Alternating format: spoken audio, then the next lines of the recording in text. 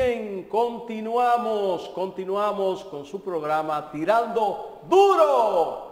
Aquí ahora sí vamos a tirar duro, de verdad. Aquí llegó Máximo Zapata, que le damos los buenos días, Máximo. Gracias, Rubén.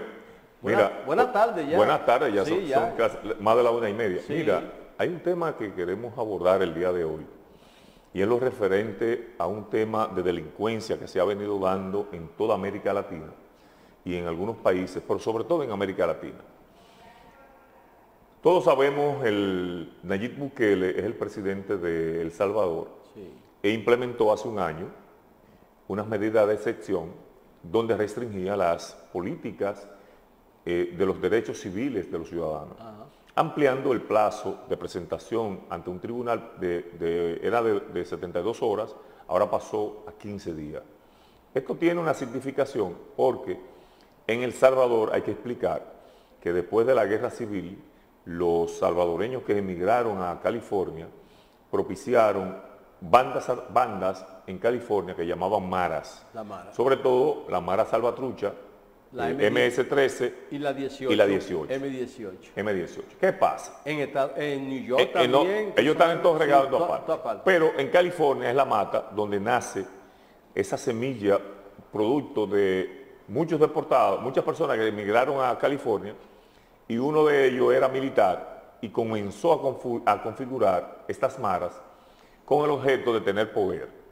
Ese poder que tenían las maras o que propiciaron las maras estaba dado en la extorsión, en el robo, en el atraco, en el asesinato, en la venta de droga, o sea, un sinnúmero de delitos, y las clicas se agruparon, pero tenían un denominador común, y era la forma en que tú accedías a esa estructura delincuencial, que era que primero te recibían con una golpiza, sí, durante un tiempo determinado, la clica completa te daba una golpiza. Si tú la soportabas sin decir que se pararan, entonces te daban entrada. Pero ese no era el único argumento, era que tú también debías hacer diligencias delincuenciales para la clica. Entre una de ellas era asesinato. Sí. No importaba a quién te sindicaran que debías matar.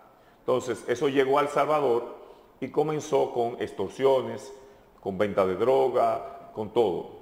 Ellos tenían lo que se llama, en El Salvador se le llama el peaje de guerra, que es que todos los comercios deben cotizar de manera semanal a esa clica para darle supuestamente protección. Pero también los que visitaban las comunidades debían pagar un permiso de peaje para que tú pudieses visitar. Si yo te iba a visitar, esa clica te autorizaba que yo te visitara siempre y cuando ellos hicieran una investigación de quién era yo. Porque tú sabes que si iba un policía, se complicaban las cosas. Existía cierto nivel de complicidad entre los policías y las clicas. O los últimos gobiernos que estuvieron en El Salvador, de Arena, sí, y del Frente Farabundo Martí. Para la Liberación Nacional. Durante la guerra se perdieron cerca de 75.000 vidas. Pero después de la guerra, El Salvador pasó a ser uno de los países más violentos del mundo, en donde la mortalidad se incrementó de una manera exorbitante. Cuando llega Nayib Bukele, promete que va a reducir eso, porque los gobiernos anteriores necesariamente habían llegado a acuerdos con las maras y paraban en cierta medida bajo favores en las cárceles o favores que le permitían hacer delitos, y la autoridad se hacía de la vista gorda.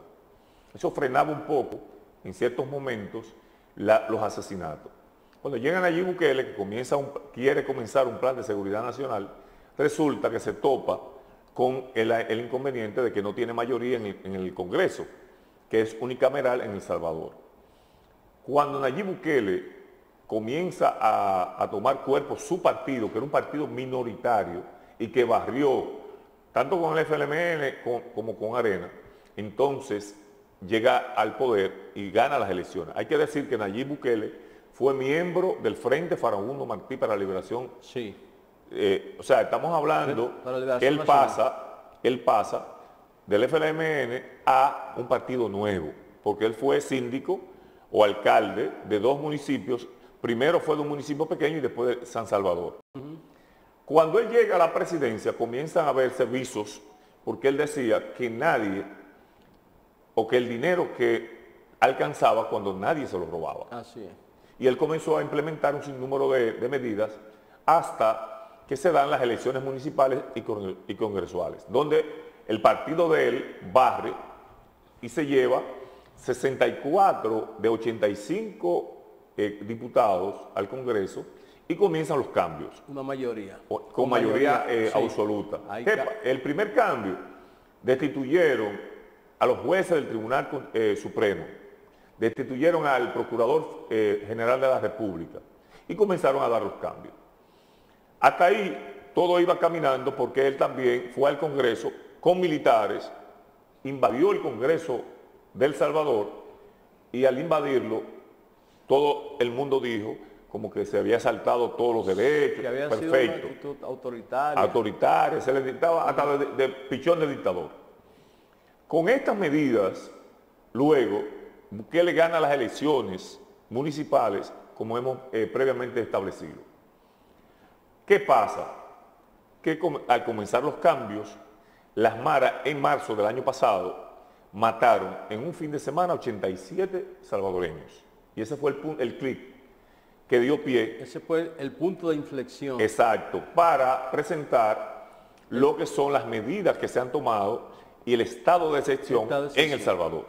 ¿Qué ha degenerado el estado de excepción de El Salvador? Por lo cual muchos países han ido copiando ese modelo, que en menos de un año ellos apresaron, atención, 65,000 mareros identificados por los tatuajes, identificados porque tenían procesos pendientes, identificados porque las autoridades no se metían a las comunidades y se han implementado al punto de que lo primero que hicieron en las cárceles fue juntar a todos, pero le impidieron la comunicación porque los presos desde las cárceles seguían mandando en las calles. Sí. Se prohibió la comunicación en sentido de que bloquearon la señal de todos los centros penitenciarios. Cero teléfono. Cero teléfono.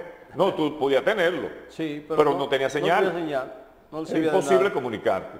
Sí. Prohibió, redujo las visitas, redujo un sinnúmero de derechos y eso provocó que los mareros entonces quisieran volver al predicamento anterior de que mataban gente y las autoridades se reculaban. Sí. ¿Qué pasó?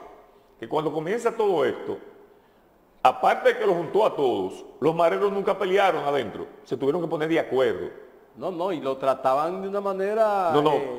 estricta. Estricta, o sea, dormían... no, ustedes quieren quemar la cama, no hay ningún problema. Le quitan todos los colchones. Usted en el suelo, usted va a dormir en el suelo, no hay problema.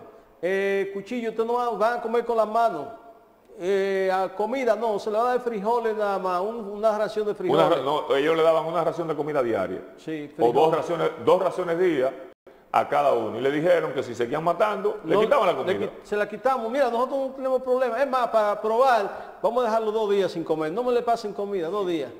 Entonces, son medidas... 2 días, si usted ve que de verdad que nosotros estamos. Son medidas draconianas, sí, pero que surtieron los efectos. No, es que... Entonces, ¿qué pasa? Encima de todo esto, después de que se toman las medidas, Bukele se arma y comienza con la construcción de una mega cárcel, que ojalá que el señor director nos pudiese ayudar con la cárcel la mega cárcel del Salvador de Bukele, sí, tal vez, en donde se hizo una cárcel en tiempos récord, una cárcel de máxima seguridad con todos los elementos modernos de detecciones de todo tipo. Incluso va a tener hasta fábricas dentro de la cárcel, sí, porque es una cárcel para 40,000 reos. Estamos hablando del centro penitenciario más grande que hay en América. Entonces, estas cárceles solamente le van a permitir 1 hora al día para aquellos que quieran coger sol. Salir a un pasillo. Okay. Para que tengan, pero en la cárcel sencillamente le tienen restringido todo y están durmiendo sobre planchas. Plancha, sí. Ahí está gracias, señor director. Sí. Ahí está la cárcel. Fíjate la inmensidad de cárcel. No, imagínate. Ahí. Y está a 70 kilómetros del centro de El Salvador. Sí. Si tienes un video que hay por ahí, por favor, también. Entonces, esa cárcel ha llamado la atención en todo el mundo, porque sencillamente es una cárcel que restringe todos los derechos de esos delincuentes. Pero ¿qué pasa? Rubén, se ha copiado. Ya Guatemala, sí. Honduras, Ecuador que tenía una situación extrema, sí. ya han copiado. También en Rosario, en Argentina. Pero hay que significar un caso especial, que es el caso de Brasil, de las favelas de Brasil, en donde para, en cierta medida, contener algunas acciones, han formado una unidad especial, se llama el BOPE, que ha degenerado en cantidad de muertos cada vez que el BOPE entra. Incluso, hace unas semanas se dictó una disposición de un tribunal restringiendo los poderes que le daba al BOPE, porque tenían libre albedrío de persecución, de muerte, porque esas favelas son callejones, sí. en unas laderas de la montaña. Un laberinto. Un laberinto. Entonces habían personeros de esos que eran dueños de todo lo que se hacía a nivel de comercio, a nivel de todo, de esas favelas. Entonces fíjate que esa violencia que se ha traducido ya, porque en Brasil tú tienes paramilitares también en las comunidades, tú tienes policías, bomberos que forman paramilitares, de donde salió Bolsonaro, que era el presidente que tenía sí. Brasil. Entonces estamos hablando de una violencia que ha sobrepasado los límites, sin mencionar, claro, México, que es un caso aparte, donde los narcos tienen el control de los territorios. Armados, con armas de alto calibre. No, y vehículos blindados y todo ese tipo de cosas. Sí, vehículos blindados. Pero hay que decir que los narcos mexicanos tienen poder económico porque tienen unas fortunas inmensas y prácticamente controlan y dominan estados completos.